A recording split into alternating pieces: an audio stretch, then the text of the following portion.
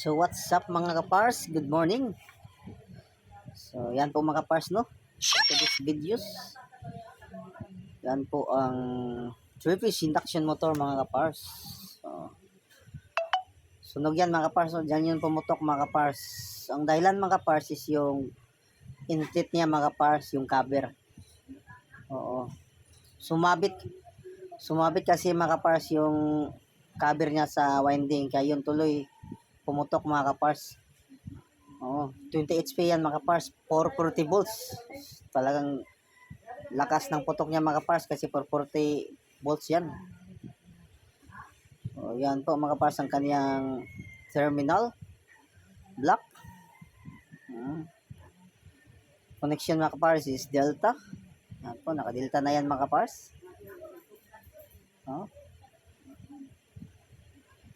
So walang duda mga kapars, naka-delta na yan.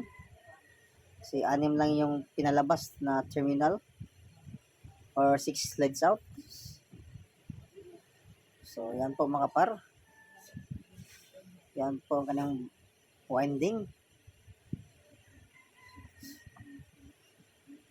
Yan. By the way mga par, ang motor na to ay sa SMB. San Miguel Bear mga par, dyan sa Taguluan, Misamis Oriental. So yan lang mga par. Thank you and God bless.